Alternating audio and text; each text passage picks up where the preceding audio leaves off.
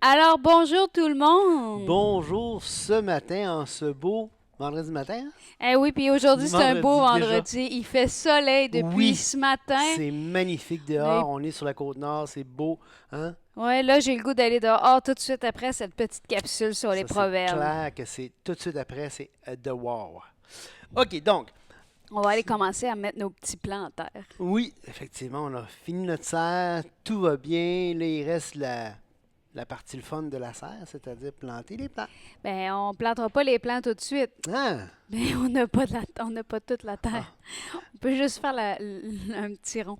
un petit rond. On fait un petit rond. Donc, on est rendu au verset 22. Bon, la réputation est préférable à de grandes richesses. Je m'excuse, au chapitre Ouais, 22. chapitre 22, verset 1. Hein. Ouais, vas-y. La réputation est préférable à de grandes richesses et la grâce vaut mieux que l'argent et que l'or. Le riche et le pauvre se rencontrent, c'est l'Éternel qui les a fait l'un et l'autre. L'homme prudent voit le mal et se cache, mais les simples avancent et sont punis. Le fruit de l'humilité, de la crainte de l'Éternel, c'est la richesse, la gloire et la vie. Allô? C'est la richesse, la gloire et la vie. Les épines, des épines des pièges sont sur la voie de l'homme pervers. Celui qui garde son âme s'en éloigne. Je pense qu'on va arrêter là parce qu'au verset 26, je pense que, bon, on commence pas tout à fait une nouvelle section, mais je pense qu'on va déjà commencer par les 5 premiers versets. Qu'est-ce que t'en dis? Oui, il y a déjà beaucoup de choses à dire dans ces Ouais. versets-là. Déjà, le premier qui commence avec la réputation est préférable à de grandes richesses. Ça fait un beau contraste parce qu'on a déjà parlé que tu peux vouloir acheter ou acquérir une position si tu as des richesses. Tu sais. Hmm. Mais même si les grandes richesses peuvent te permettre d'acquérir une position, ça ne sera jamais tel que la réputation. Non, c'est ça. La réputation, Et j'aime bien dans elle est Ecclésiaste. imparable. Oui. Ça dit une bonne réputation vaut mieux que le bon parfum. C'est quand même. C'est vrai? Oui, c'est poétique. Attends, je vais aller voir c'est quoi qu'ils disent Ecclésiaste 7, dans 1. l'hébreu. Ah, Mais dans Ecclésiaste. dans Ecclésiaste. On va aller voir c'est quoi ici dans Rather. Mais je trouve ça intéressant hein, parce que tu te rappelles qu'on a vu qu'est-ce qui était préférable aussi aux grandes richesses. Combien acquérir la sagesse vaut mieux que l'or? Combien acquérir Hmm. l'argent vaut mieux que... non, l'intelligence vaut mieux que l'argent. Puis ici, on a combien acquérir la réputation est préférable à de grandes richesses. Et le mot dans l'hébreu, c'est le mot Shem. Shem qui est le mot nom. Hein, je sais pas, vous avez Le entendu nom les de chansons. l'Éternel. Ouais, Hachem, le nom de l'Éternel. Il n'y a pas une tune en hébreu là, qu'on chante là. Mais par respect pour ceux qui parlent très bien la langue hébraïque, je Attends, la c'est quoi? chanterai pas. Puis Puis toi, pour respect pour ceux qui aiment la musique, chantonne-la pas. Oh, d'où la Hachem, c'est ça? J'ai aucune idée, mais on Hachem. En comprend tout que cas, la c'est Hachem, en réputation, tout cas. c'est le nom. C'est le nom. Le nom de l'Éternel, c'est Hachem. Hachem, ça veut dire, avec l'article défini, le nom. Ici, c'est pas Hachem parce que c'est Fait le nom, qu'avoir c'est un notre nom. bon Un nom, bon nom, c'est préférable à de grandes richesses. c'est quand même quelque chose. Hein. Oui, effectivement. J'ai pas lu la fin du verset de l'Ecclésiaste, là, parce que ça continue. Il y a le jour de la mort que le jour de la naissance. Donc là, je trouvais que c'était un peu moins encourageant Moins comme encourageant. passage. Oui, effectivement. On voit le contexte d'Ecclésiaste. Hein. Oui. Et la grâce vaut mieux que l'argent et que l'or. Évidemment, la grâce. Mais écoute ça. Oui, vas-y. Attends un petit peu, là. Dans 27-21, on a quelque chose de très intéressant encore. Le creuset. On se rappelle, on a vu déjà c'était quoi un creuset. Là, c'est un petit vase, un petit pot rond, arrondi en porcelaine qu'on pouvait faire chauffer quelque chose à l'intérieur. Le creuset est pour l'argent et le fourneau pour l'or. Donc, on voit encore l'argent, l'or, la Ouais. réputation. Mais écoute la phrase d'après. Mais un homme est jugé d'après sa renommée. Ah, wow, c'est intéressant ça. Fait que c'est comme si la renommée est l'équivalent du creuset de l'or et de l'argent. C'est que. Ben, moi, ce que je vois, c'est que tes richesses vont passer au feu, là. Ah, c'est beau. Hein, 1 Corinthiens 3. Ah, vas-y, tu peux tourner là. Moi, je tournais ailleurs. Bon, ben alors, Là, va d'ailleurs, ailleurs. Moi, j'ai oublié où j'allais. Où Ah, est-ce que je suis? dans 1 Corinthiens 3, ça dit. Attends. attendez, à partir du verset 12 de 1 Corinthiens 3, ça veut dire, si quelqu'un bâtit ce fondement, donc le fondement qui est Jésus-Christ au verset 11, si quelqu'un bâtit ce fondement avec de l'or et de l'argent, des pierres précieuses, du bois, du foin, du chaume, l'œuvre de chacun sera manifestée, car le jour le fera connaître, parce qu'elle se révélera dans le feu, et le feu éprouvera ce qui est l'œuvre de chacun. Si l'œuvre bâtie par quelqu'un sur ce fondement subsiste, il recevra une récompense. Si l'œuvre de quelqu'un est consumée, il perdra sa récompense. Pour lui, il sera sauvé, mais comme au travers du feu. Alors, on voit ici là, ce qui est consumé, hein, c'est si ça ne reste pas. C'était inutile, c'était vain. T'sais. Alors, effectivement, c'est une belle idée que tu parlais, Julie. Oui, puis la suite là, qui dit euh,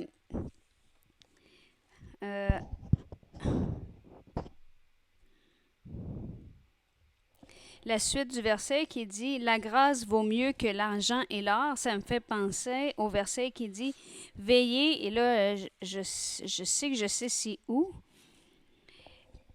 parce qu'on l'a dit plein de fois, puis que là il m'échappe, il me semble que c'est 4 d'un livre. Je sais, dis pas tout de suite, là. J'aurais tendance à dire que c'est dans Éphésiens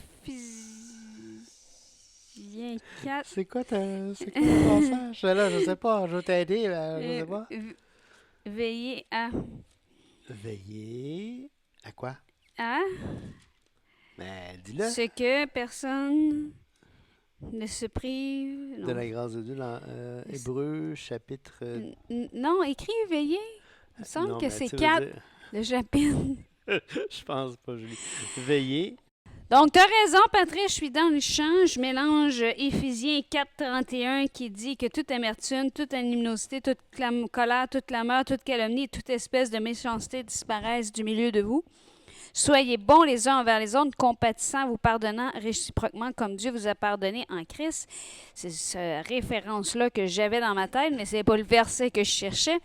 Ce que je cherchais, c'est Hébreux 12:15. Veillez à ce que personne ne se prive de la grâce de Dieu, à ce qu'aucune racine d'amertume produise des rejetons, ne produise du trouble et que plusieurs ne soient infectés. Toutefois, vous pouvez quand même voir que les deux versets sont quand même Se complète quand même. étroitement Hein? liés l'un avec l'autre. Et quand je lis le passage de Proverbes 22, la grâce vaut mieux que l'argent et que l'or, ben, je vois bien l'importance ici que personne ne se prive de la grâce de Dieu. Absolument. Ben, Et, écoute, attends un peu. 4,29. Va voir 4,29. Je pense que c'est proche. Lis-le, là. Éphésiens 4,29. Ben, lis-le. Moi, je cherche Il ne autre sort de votre chose. bouche aucune parole mauvaise, mais s'il y a lieu, quelques bonnes paroles qui servent à l'édification et communiquent une grâce à ceux qui l'entendent. Fait que Ah, c'est ça, le verset. c'est ça que tu cherchais. Je savais qu'il y avait un verset. Ça a de l'allure. Fait que finalement, t'étais pas loin, Julie. T'étais pas Ouais, loin, ben chérie. en fait, là, j'avais toute une série, hein. Mais j'en ai un autre ici. Attends un petit peu, là.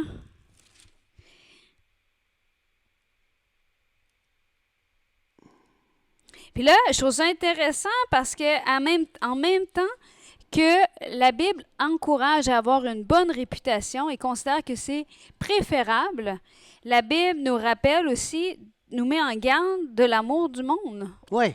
On ne cherche pas à avoir une bonne réputation parce qu'on aime le monde. Non, c'est ça. Dans le sens, aimer le monde et ses convoitises. On aime le monde. Oui, ben on ça aime fait les penser, gens. c'est-tu dans Jean qui dit là, la convoitise d'approbation, là? Ben moi, ce que je voulais lire, c'est adultère que vous êtes, ne savez-vous pas que l'amour du monde est l'inimitié contre Dieu? Celui donc qui veut être ami du monde se rend ennemi de Dieu. Croyez-vous que l'Écriture parle en vain? C'est avec jalousie que Dieu chérit l'Esprit qui a habité en nous. Il accorde au contraire une grâce plus excellente. C'est pourquoi l'Écriture dit Dieu résiste aux orgueilleux, mais il fait grâce aux humbles. Donc, c'est juste comme pour mettre la balance entre l'importance de la réputation, mais l'importance d'une réputation qui est en accord avec les principes bibliques. Oui, moi je pensais au verset 1 Jean 2,16 qui dit tout ce qui est dans le monde, la convoitise de la chair, la convoitise des yeux, l'orgueil de la vie, ne vient point du Père, mais vient du monde. Puis l'orgueil de la vie, c'est souvent l'idée Quelqu'un. d'être quelqu'un, tu sais, d'avoir de quoi être orgueilleux dans la vie, tu sais, être approuvé par les gens, être adulé par les gens. Tu sais, c'est comme ça. On Mais je s'en pense fout, que là. la balance est faite après. Tu sais, au verset 2, ça dit, le riche et le pauvre se rencontrent. C'est l'Éternel qui les a fait l'un et l'autre. Oui, c'est ça. Donc, ils viennent de dire, la réputation est préférable. Oui, Mais rappelle-toi que l'Éternel... de toute façon, les créatures de Dieu. Exactement. De toute façon, les créatures de Dieu. Et là, il ne faut pas prendre ça comme si que c'est une question de classe, là. C'est une question de création. Ça veut dire que on parle pas de il a fait le riche, il a fait le pauvre. Ça veut dire que les deux, c'est des êtres humains. Tu sais, Le chemin de comme, la vie les a menés à être riches ou à comme être... on dit au Québec, ils vont aux toilettes comme tout le monde. Tu sais. Tout le monde va aux toilettes comme tout le monde. Tout le monde est créature de Je Dieu. veux Tu sais. juste vous rassurer, OK, c'est pas tout le monde au Québec qui dit ce genre de propos, mais une catégorie de personnes bien à part dont Patrice fait partie. OK, continuons. L'homme prudent voit le mal et se cache, mais les simples avancent et sont punis. Je pense que le verset est clair en Ouais. lui-même. Là. Quand tu vois le mal, tu dis OK, t'arrêtes Ouais, là. c'est Là. ça. Exactement. Là. Le fruit de l'humilité, de la crainte de l'Éternel, c'est la richesse, la gloire et la vie. Donc, moi, j'aime beaucoup la balance ici encore qui est faite. Hein. La réputation est préférable à de grandes richesses, mais oublie pas de rester humble. Et comment tu vas rester humble en craignant l'Éternel? Hmm. Exactement. Puis ça, le fruit de ça, c'est la richesse, la gloire et la vie. Et bon, je ne sais pas si en ce moment c'est Salomon qui parle ou c'est une Je compilation. pense que cette partie-là, on avait vu à partir du chapitre 10, je pense. Je pense que c'est une compilation. Ouais, effectivement. Ah, Proverbe de Salomon. Ouais, Donc, c'est Salomon, c'est exactement. Salomon, ouais. Donc, quand il dit ça, le fruit de l'humilité, de la crainte de l'Éternel, c'est la richesse, la gloire et la vie, il est bien placé pour le dire. Parce que quand le Seigneur lui a demandé « Qu'est-ce que tu veux? » il a répondu « Donne-moi la sagesse. Ouais. » Et Dieu lui a donné la richesse, la gloire et la vie. Puis ça rejoint le passage qu'on a lu hier dans Romains 2, hein, par la persévérance à bien faire. Donc, tu sais, s'ils héritent, ça a pour fruit la vie éternelle. Non pas que le bien faire ou la persévérance apporte la vie éternelle, mais c'est qu'elle nous amène dans un chemin où est-ce que Dieu se révèle de plus en plus fortement, hein, pour que la personne puisse prendre une décision libre et éclairée. Parce qu'on se rappelle, les yeux de l'Éternel parcourent la terre. Oui, exactement. Instruis l'enfant selon la voie qu'il doit suivre, et quand il sera vieux, il ne s'en détournera pas. Moi, je trouve ça rassurant, ce verset-là, pour les parents. Quand tu as lu avant le passage qui disait là, que l'enfant fait voir dès sa jeunesse ses actions, sa conduite va être pure ou pas. Oui. Et là, tu as ce verset-là qui dit « Instruis l'enfant selon la voie qu'il doit suivre, et quand il sera vieux, il ne s'en détournera pas. » Donc, écoute, même si sa conduite en ce moment laisse voir qui a tendance à aller plus vers un chemin qui est pas la bonne voie, ben instruis-le. Oui, puis écoutez, l'enfant doit passer par les différentes phases. C'est pas c'est pas une fatalité. Mais il se peut fort bien que l'enfant passe des phases. Mais l'idée, c'est instruire l'enfant dans la voie qu'il doit suivre. Encore là, c'est un proverbe. Ça veut dire que c'est une règle de vie. Hein? Puis normalement, toute chose étant égale par ailleurs, on pourrait dire, quand il va être vieux, il ne s'en détournera pas. Mais le mot vieux ici, c'est le mot zaken. Puis zaken ne veut pas dire 20 ans. Zaken veut dire vieux, cheveux blancs, hein? Vieillard. Fait que ça veut dire que quand il va être vieux, il s'en détournera pas. Parce Ça qu'il veut va dire avoir lui aussi appris, mais tout le long de sa vie, il va entendre ce que tu vas lui avoir instruit. je me Et suis- ça me fait penser... Oh, excuse-moi. Non, si je me souviens bien, la vieillesse dans l'ancien, ça commençait à 50, 60 ans. Là. Fait que, bon, c'est encore jeune, là. Mais. C'est une question de relativité. Ça, c'est relatif, mais tu sais, c'est pas parce que le jeune, le flot, il fait des gaffes à 20 ans qu'on dit, ah, ben, verset veut rien dire, tu sais. Puis même s'il y a un jeune qui ne se revire jamais, qui ne revient jamais à Dieu, c'est encore là, c'est une question, c'est un proverbe, c'est pas une Oui, fatalité. parce que ça peut pas être une fatalité, comme tu dis, parce que la liberté de l'enfant aussi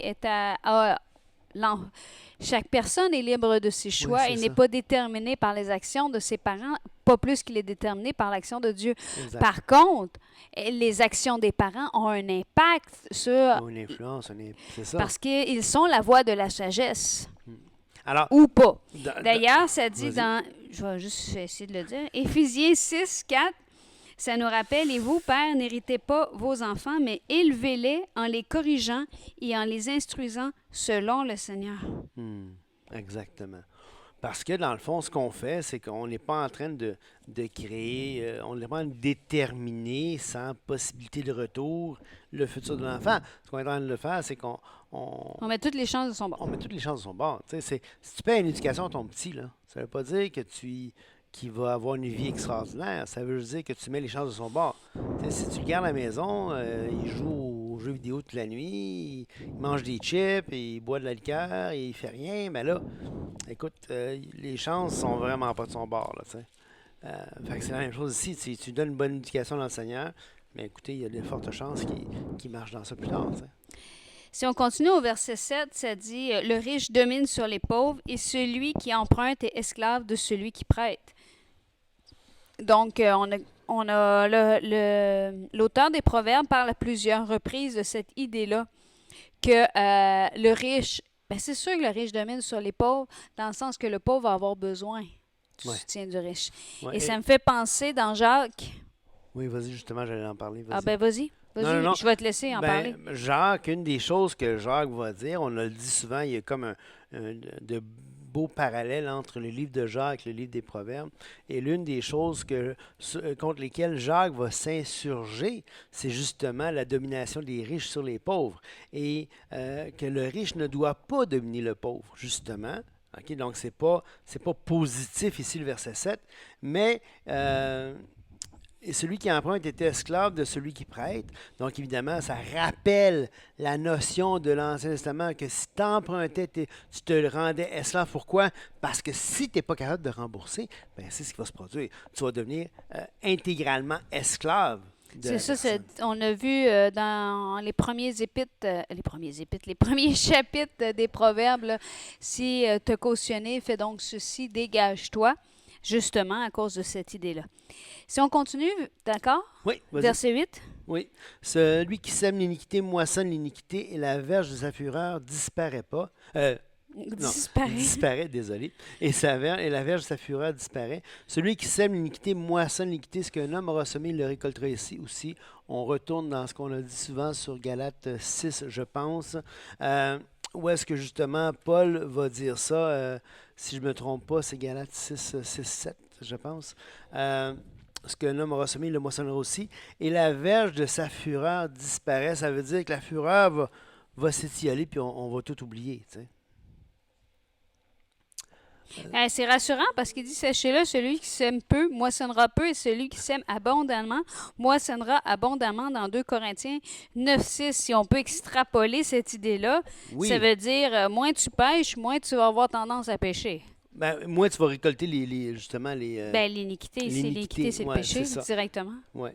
Mais c'est vrai que plus tu rentres dans un cycle de vie qui est malsain, Ouais. plus Plus tu es absorbé dans ce cycle-là, là, ça t'aspire. Écoutez, imaginez-vous, là, je sais pas moi, qui s'est pas déjà promené dans un ruisseau, tu sais, où est-ce que le fond est comme vaseux un peu, là. Puis là, tu marches, puis là, à un moment donné, ça suctionne, là, puis là, tu es comme pogné, puis là, tu viens tu perds pour... tes souliers, hein, Tu Pat? perds tes souliers. Qu'est-ce que tu veux dire?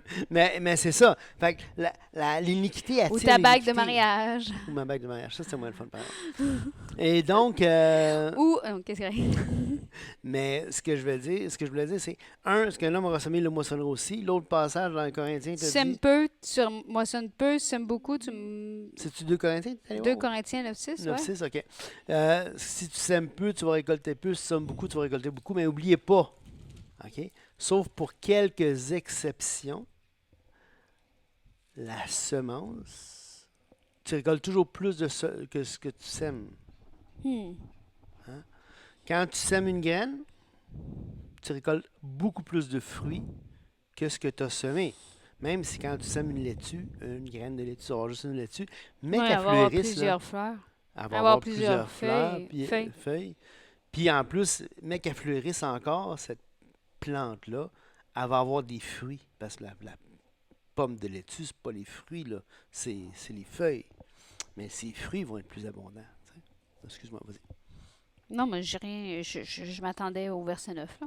Bon, l'homme dont le regard est bienveillant sera béni parce qu'il donne de son pain aux pauvres.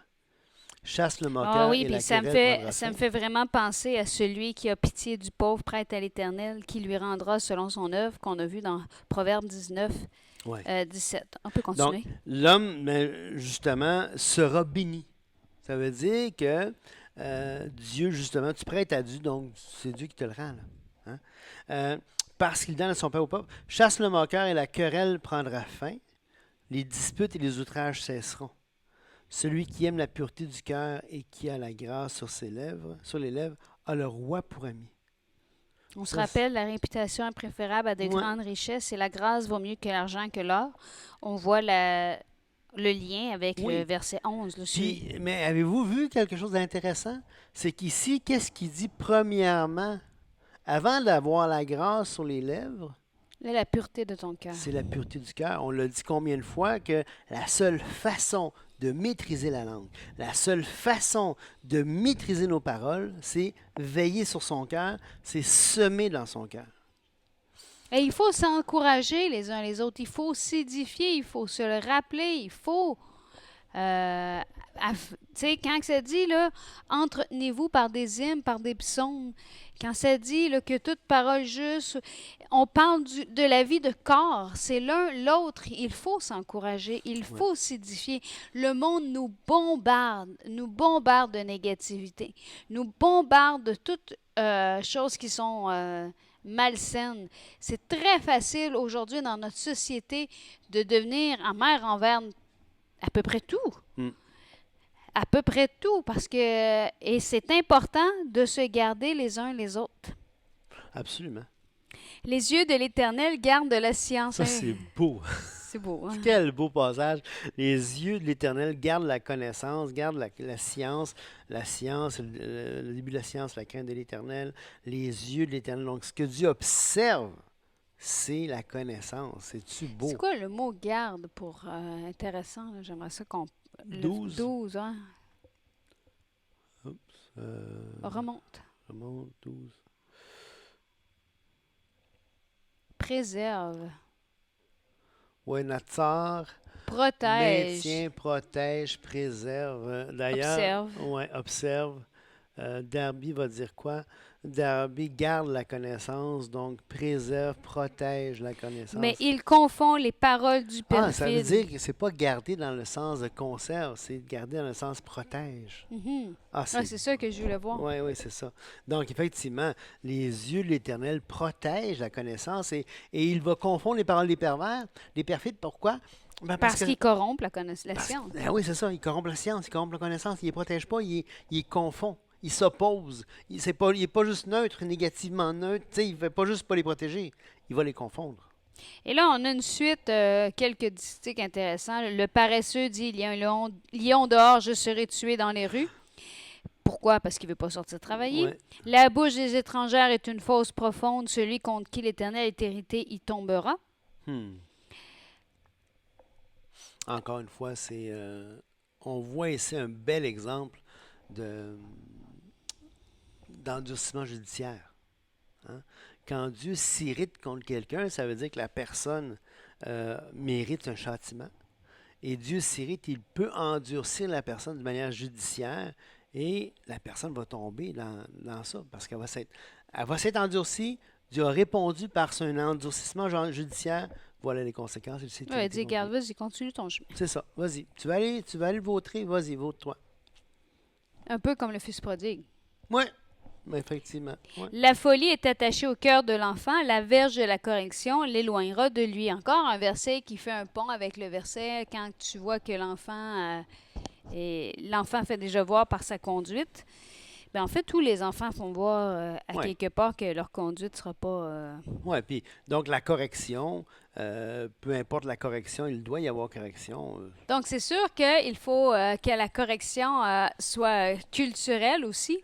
culturelle, il faut qu'elle soit marquante, il faut qu'elle accomplisse son but de corriger l'enfant, quelle que soit la correction envisagée, quelle que soit la correction qui est disponible ou qui peut être faite, il faut qu'elle accomplisse son but. Tu ne veux pas punir, tu veux corriger. Et ça, c'est complètement différent. D'ailleurs, on a dans le verset 23-13, n'épargne pas la correction à l'enfant. Si tu le frappes de la verge, il ne mourra pas. En le frappant de la verge, tu délivres son âme du séjour des morts. Bon, là, plusieurs vont être choqués d'avoir entendu ce verset-là. Mais ce que je comprends bien de ce verset-là, c'est que le but de ta correction, c'est pas de faire mourir l'enfant. Non, c'est ça. C'est de le délivrer du séjour des morts. Oui, puis culturellement, à l'époque, il y avait la correction physique tant pour les enfants que pour les... Les meurtriers. Oui, ben, en tout cas les voleurs. Les ou voleurs, les meurtriers, c'est la peine capitale, là, mais... c'était assez c'est physique. assez physique, en effet. Mais, tu sais, quelqu'un qui faisait un crime, ben, souvent, ben, il était bastonné, c'était la bastonnade. Alors, c'est un autre contexte culturel. Mais l'essentiel est là, c'est-à-dire, c'est une correction, il faut que ça atteigne son but. Tout à fait. Et c'est intéressant parce qu'elle avait du sens, cette correction-là, physique, parce que les enfants voyaient aussi la correction physique qui était beaucoup plus importante Oui. pour des gens qui avaient fait des mauvais choix. Oui. Et ça corrige le moqueur et le sot apprend en tire profit. Là. C'est cette idée-là là, qui est encore là. On apprend par la correction des autres. Écoute, Julie, on est au verset 15. Oui, puis on pourrait continuer parce qu'opprimer le pauvre pour augmenter son bien, c'est donner aux riches pour n'arriver qu'à la disette. Ça va bien avec ce qu'on a déjà vu un peu plus tôt. Le riche domine sur les pauvres et qu'on a vu que ça ne devait pas en être ici comme ça. Absolument. Et le verset 16 le ramène opprimer les pauvres pour augmenter. Si le riche opprime le pauvre pour augmenter son bien, c'est pas une bonne chose. Hein? Non. C'est donner aux riches pour n'arriver qu'à la disette. C'est quelque chose. C'est quel beau passage. Lundi, on ira un petit peu voir dans Jacques qu'est-ce qu'il y en est, là, justement. Qu'est-ce que Jacques dit sur ça? Ben, on pourrait y aller tout de suite. Comme ça serait... Oui? Oui, vas-y. OK. Bon, ben dans Jacques... Si on veut finir Proverbe un jour, finissons nos idées. Ma catin m'empêche de tourner. J'ai l'habitude de tourner avec le majeur. Je ferai pas de commentaire. Et vous avilissez le pauvre, n'est-ce pas les riches qui vous oppriment et qui vous traînent devant les tribunaux? C'est ça que tu voulais dire? Oui, exactement. Exactement. Je suis ici. Hein. J'espère que ça ne regarde pas. Écoutez, mes frères bien-aimés, Dieu n'a-t-il pas choisi les pauvres aux yeux du monde pour qu'ils soient riches en la foi et héritiers du royaume qu'il a promis à ceux qui l'aiment? Et vous avilissez le pauvre. N'est-ce pas les riches qui vous oppriment et qui vous traînent devant les tribunaux? N'est-ce pas eux qui outragent le beau nom que vous portez? Alors, on voit vraiment que l'oppression du pauvre, c'est un thème important de l'épître de Jacques. Puis en fait, c'est pas seulement le fait d'être pauvre ou pas pauvre, là. C'est l'idée de faire du favoritisme. Ouais. C'est vraiment au verset 9, mais si vous faites du favoritisme, vous commettez un péché, vous êtes condamnés par la loi comme des transgresseurs. Et donc, on voit que justement, l'oppression du pauvre, d'ailleurs, écoutez, on parle souvent de l'aspect sexuel de la destruction de Sodome et Gomorrhe. Mais dans Ésaïe, l'une des causes de la destruction de Sodome et Gomorrhe, c'est premièrement l'oppression des pauvres. Alors, on voit vraiment que c'est quelque chose qui est cher au cœur de Dieu, de ne pas, de pas favoriser le riche contre le pauvre, justement, dans ce genre de justice sociale imbalancée ou débalancée complètement, où est-ce que là, on va favoriser l'un au détriment de l'autre. D'ailleurs, au verset 22, ça dit « Ne dépouille pas le pauvre parce qu'il est pauvre et ne prime pas le malheureux à la porte » au Proverbe 22. Car l'Éternel défendra leur cause et il ôtera la vie à ceux qui les auront dépouillés. Rien de moins. Absolument. Donc, on voit... Et d'ailleurs, et ça continue, là...